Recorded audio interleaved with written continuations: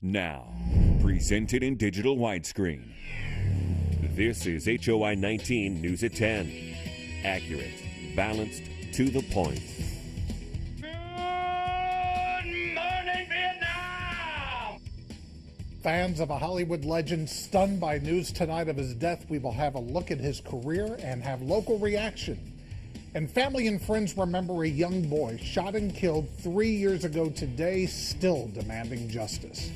Monday night, those stories, all the news coming up in just a moment. Right now, let's get a check of the weather. A little iffy tonight. Here's Chuck Collins. That's right, Eric. We had rain at both ends of the day. A few showers this morning with a prefrontal wave. Then a cold front brought a few scattered showers and an occasional thunderstorm this afternoon. Those have moved out. Clear skies for the time being, but those clear skies will yield to that cumulus base that'll be in here mid-morning tomorrow, and maybe a spotty afternoon shower. That would be northeast of the Illinois River because of the unstable air aloft, which will be a little bit cool. 84 the high in Peoria today, 82 in Bloomington normal. It was actually a little steamy out there this morning before that cold front came in, and now it's scouring things out in the atmosphere slowly but surely. We're in the upper 60s to the low 70s, 72 at Peoria International, 72 at Central Illinois Regional in Bloomington. And the wind speeds, they're coming in from 5 to about 10 or 11 miles an hour, and that's where they'll be tonight. But 10 to 15, a little bit breezy and cool tomorrow. 78 in St. Louis, 74 in Chicago. We'll only be in the mid-70s for our highs tomorrow afternoon.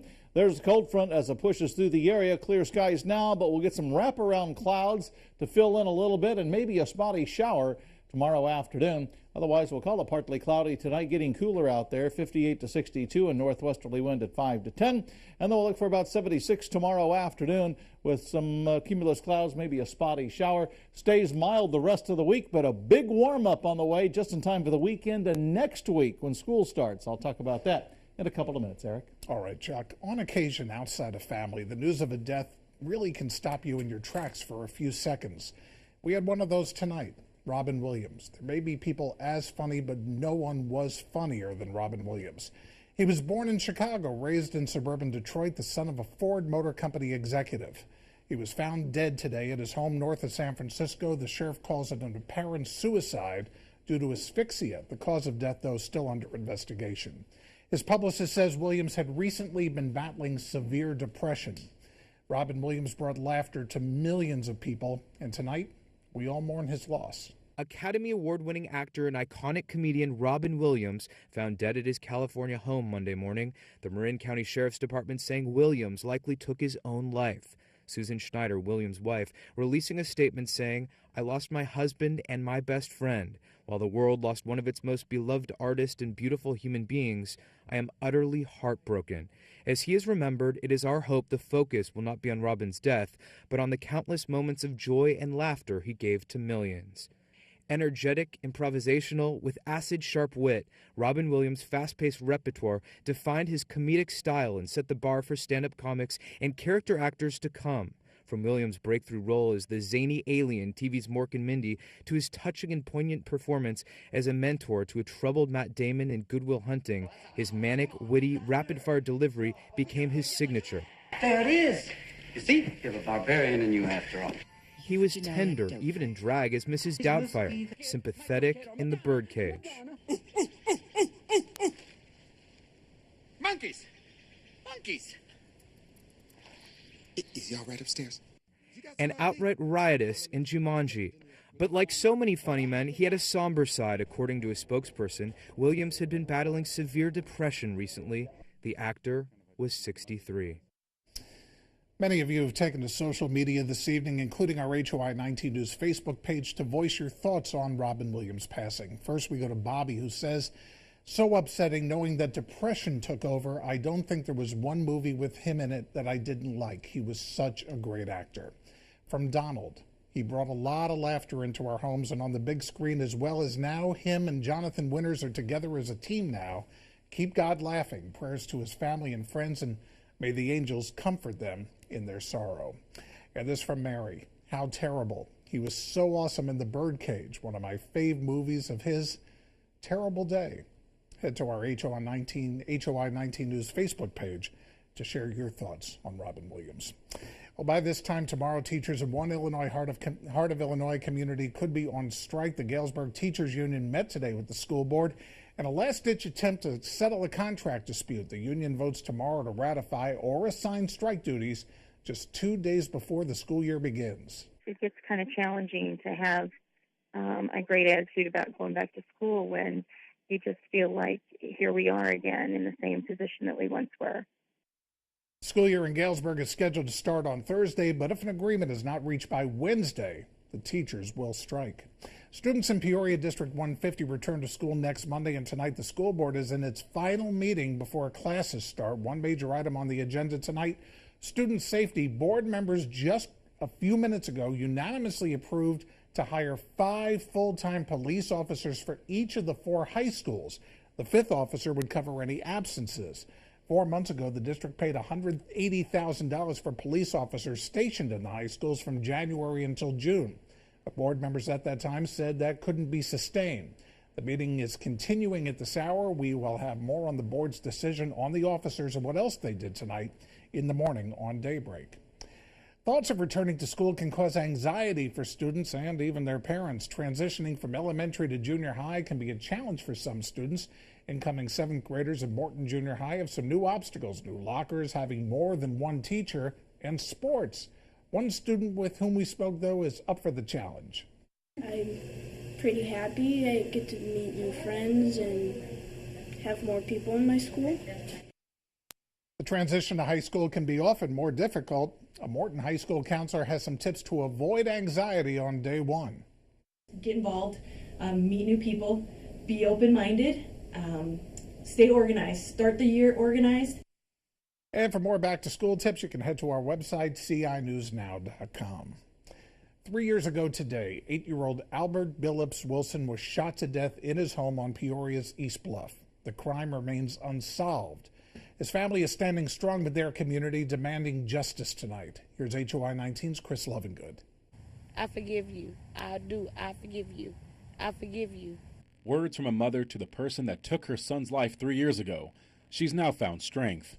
Little Albert Billups Wilson was sound asleep in his bed when he was killed by a bullet during a drive-by shooting. Friends and family marched to Parkview Cemetery to send a message they have not forgotten. No justice, no peace. I have it hard. Sometimes I have good days, sometimes I have bad days. But today is all about letting this person know what he did, what he took from us. It was more than precious in gold. They surrounded Albert's grave and shared fond words and prayers for the boy they say is looking down from heaven. Let not your heart be troubled. Ye believe in God, believe also in me. No one has been arrested for Albert's death, and it's this exact reason his mother says she will continue to know agony far too well.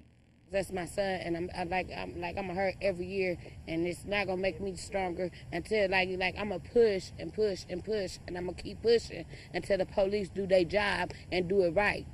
But police say they have not given up, and they too have not forgotten. There's Albert Billups, sleeping in his bed, and he's killed by gun violence in the city of Peoria. He's the face of the program to me, and I think to a lot of this police department, he's going to want to get solved really bad. It rained during one point at the gathering, but it was not enough to wash away their hopes that one day Albert's killer will be caught. In Peoria, I'm Chris Lovingood.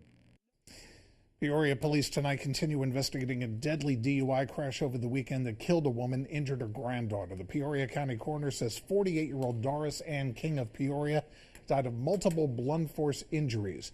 Police say she was rear-ended early Sunday morning on Sterling Avenue near the Newman Golf Course. King's 4-year-old granddaughter was taken to OSF St. Francis. She is in fair condition. This man, 27-year-old Jeffrey Steele, according to police, smashed into King's car. He is charged with 2 counts of aggravated DUI. Investigators believe speed and alcohol were factors in the crash and say this should serve as a grave reminder of the consequences of drinking and driving. The biggest thing is the safety of yourself, safety of others. We would much rather have you have a designated driver. The safest thing is getting from one location to another, not just yourself, but other people that are out driving along with you. One of King's neighbors says she was a very nice lady and was likely traveling to or from her job as a home health care worker. Bond for Steele is set at $200,000. A 16-year-old pleads guilty in the shooting of a 14-year-old boy that happened nearly a year ago. Robert Sanders was one of two Peoria teens accused of shooting at two other teens last October after reportedly asking if they were members of the Bomb Squad street gang. Sanders has now pleaded guilty to aggravated battery. He faces up to 24 years in prison when he is sentenced next month. 16-year-old Deontay Griffin is charged with attempted first-degree murder and aggravated battery. He'll go on trial next month. A man already serving 2 life sentences for 2 murders, now sentenced to 4 more life sentences for 4 murders. Nicholas Shealy of Sterling was convicted in May for killing 4 people in Rock Falls in June of 2008, part of a 7-day murder spree. Attorney General Lisa Madigan says life in prison is the only appropriate sentence for Shealy under Illinois law. A Bloomington man is charged with aggravated sexual assault of a child. Joshua HOI is accused of assaulting a girl when she was between the ages of 9 and 13. This assault is considered a Class X felony. Well, this isn't too bad a problem for the Bloomington City Council tonight. What to do with a $1.2 million surplus? That surplus came from revenue increases in hotel services, video gaming, and other areas. The hotel tax brought in more than $250,000. Video gaming brought in nearly $400,000 in revenue for the city. A rabbi gunned down on his way to temple while police have not called it a hate crime. 6 people killed in a police chase. And firefighters wisely wait to fight this house fire because they didn't feel like taking a bullet, though no one was shooting. You're watching HOI 19 News. Accurate, balanced, to the point. You're watching HOI 19 News. Accurate, balanced, to the point. Negotiations between Israel and Hamas to extend a new ceasefire have begun in Cairo, but the talks are not face-to-face, rather through intermediaries. Israel says its military forces are on standby and they vow to retaliate if rockets are fired toward Israel during the ceasefire. Thousands of Israeli soldiers, along with tanks and other armored vehicles, are stationed near the Gaza border. In the States, a Miami-Dade community in Florida angry over the death of a rabbi gunned down over the weekend. Rabbi Joseph Raxon was murdered while walking to temple Saturday evening. He was in Miami visiting his daughters and grandchildren. Members of the community are upset after the police did not call the murder a hate crime. But officials say they haven't ruled out that possibility as they continue to investigate leads. The police chaplain says the crime is so heinous, calling it a hate crime doesn't change much. Hate crime will elevate a crime from a lower degree to a higher degree. Nothing can elevate first-degree murder. If you call it a hate crime, it still remains the same seriousness as if it were not a hate crime. A funeral for Rabbi Raxon was held today in his hometown of Brooklyn, New York. Cries of "Don't shoot me" from demonstrators in suburban St. Louis as they rally and march to a police station to protest the killing of an unarmed teenager. They stood toe-to-toe with police officers outside, demonstrators protesting the death of 18-year-old Michael Brown, who was shot and killed during a scuffle with an officer on Saturday. He was not armed. The FBI is taking over the investigation. 6 people are killed when a driver fleeing police slams into another vehicle near Houston. That's what's left of the vehicle hit by the fleeing driver. That was the getaway vehicle. The chase started when police tried to pull over that Dodge Durango. The driver sped off, police in pursuit, speeds reaching 100 miles per hour. The chase crossing through 2 cities when the Durango hit the other vehicle. Everyone in both vehicles died. A double murder inside a house near Dallas, just 50 yards from where middle school kids hold band practice. Officers found an adult man and woman inside a house near the middle school around 2 this morning. A 16-year-old boy related to the victims has been arrested. There were several other family members in the house at the time of the murders. Well, here's what happened in Vegas. Ammunition exploding inside a home that caught fire. Fire broke out in the garage. When fire crews arrived, they heard the ammunition shooting off inside the garage. You heard some of it there yourself. Once they felt that the ammunition was no longer a danger, then they began fighting the flames. No one was home at the time. The fire contained just to the one section of the home. The exact cause of the fire not yet known. Yeah, just another day at the office for window washers went awry in New York City when their scaffolding wouldn't move up or down 20 stories up.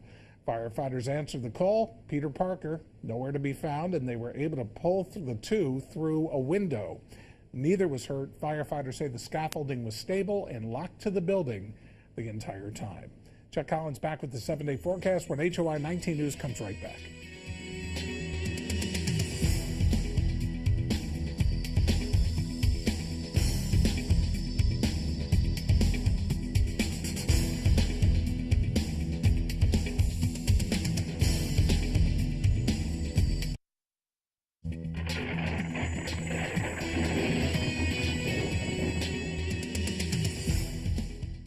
All right, a cold front has gone through the area. Winds have turned around to the northwest. Slowly, cooler and drier air moving in. Here's a live look at the Illinois Ice Center cam. That's at the Great Escape.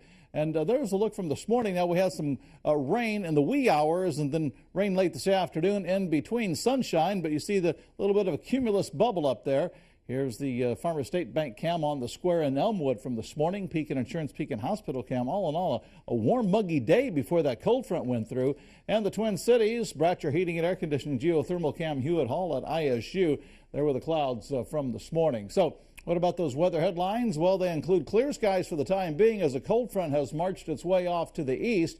And now we have much cooler air coming in. In fact, we could get some lake effect clouds and maybe some lake effect showers, especially northeast of I-74 tomorrow, courtesy of Lake Michigan. A mild week ahead, warming on the way, extended. Looks hot next week. All right, 72 in Peoria, 70% relative humidity, west-northwesterly winds at 7. Twin Cities, you're looking at 72. Humidity still high. It'll take a while for this cooler and drier air to filter into the region. And it looks like some of our temperatures and wind speeds are missing. And but it's that nice out there. Anyway, satellite radar, we're looking for clear skies right now. There's a cold front. It's lined up along the Illinois-Indiana border, and it'll continue to march off to the east. The problem, anytime you get a northwesterly flow and cool air aloft this time of the year especially, you get that sunshine to help accumulate or get those cumulus clouds accumulated, if you will. And that's what we'll see tomorrow afternoon and tomorrow evening, and maybe a spotty shower. Otherwise, just a cool fall-like air coming our way. Here's a satellite radar. Notice where the cold front is located. Continues to march slowly to the east, counterclockwise spin. This actually could wobble back a little bit and create some clouds for us tomorrow as well. Here's the surface map. It's just mild weather all week long. And we start gradually warming things up just in time for the weekend and hot next week. I'll show you that in the special 12-day forecast in a couple of seconds. 58 to 62 on the low side tonight, then 73 to 76 tomorrow. Here's the 7-day forecast. Taste of Peoria weather, excellent. Sunshine and about 80 on Wednesday afternoon. And then we're low 80s coming our way Friday, Saturday, mid 80s on Sunday and Monday. And there's that 12-day forecast next week.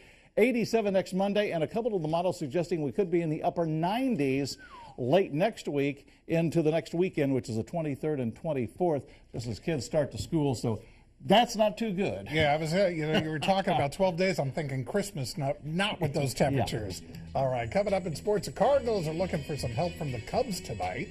And it's day one of high school football practice. Jim's going to take us all over the heart of Illinois next on Sports Final. Now, it's Sports Final, presented by Greene Finish Line Ford in Peoria. Green 8. Green 8, sit it. Down. Up. Down.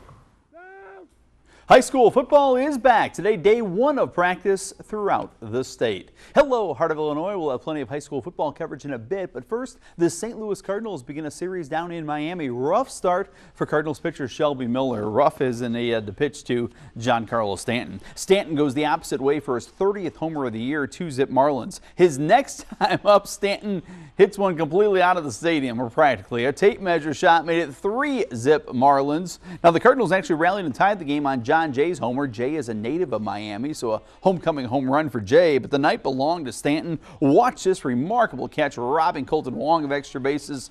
Marlins beat the Cardinals tonight 6-5. The Cubs hosting the first place Brewers second inning. Mark Reynolds right here blasts his 20th home run of the year. Now the Cubs tied the game in the 5th. Chris Coughlin, an RBI double right down the line right here, but that's it for the Cubs offense. Giovanni Gallardo outduels Jake Arrieta. The Cubs had 9 strikeouts in the game. Caught looking there. 3-1 Brewers, your final. To football now, and the Fighting Illini have moved north to Rantoul. The Illini today began a week of practices at Camp Rantoul. All the practices are open to the public. Coach Tim Beckman hopes to name a starting quarterback at the end of this week. It sure appears Oklahoma State transfer Wes Lunt is the leader at that position. Today, ISU Picture Day. The Redbirds picture a much better season this year. Certainly better than the 6th place conference prediction by a preseason media poll.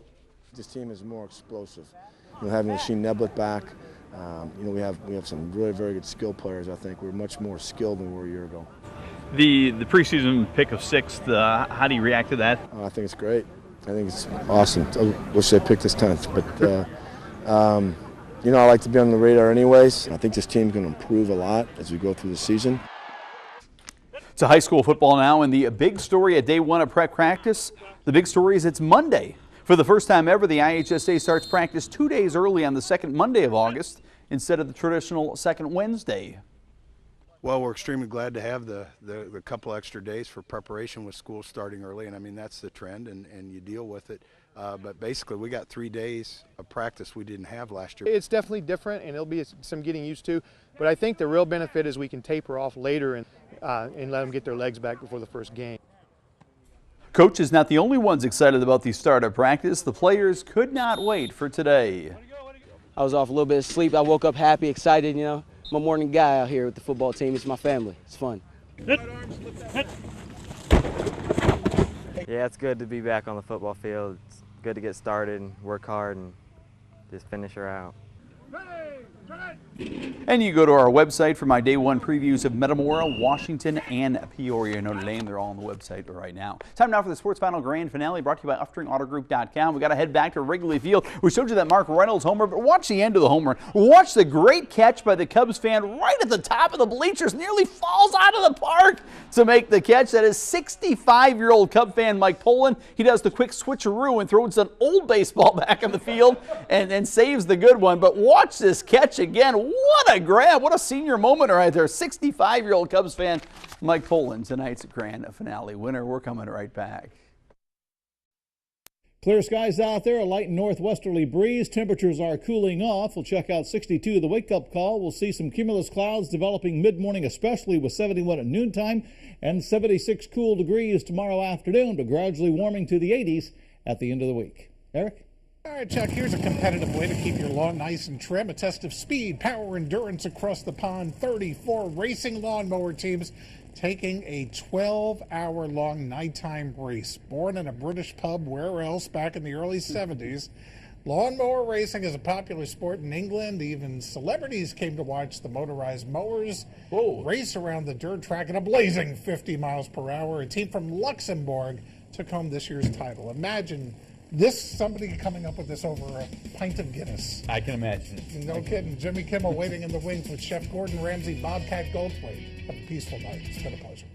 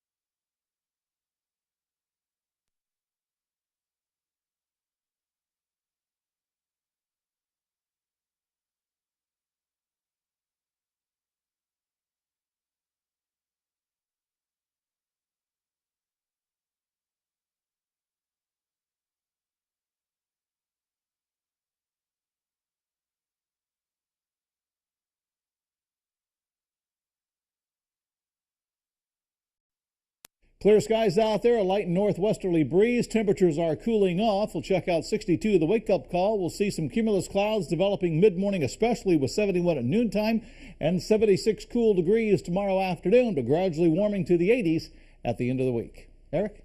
All right, Chuck, here's a competitive way to keep your lawn nice and trim. A test of speed, power, endurance across the pond. 34 racing lawnmower teams taking a 12-hour-long nighttime race. Born in a British pub, where else, back in the early 70s.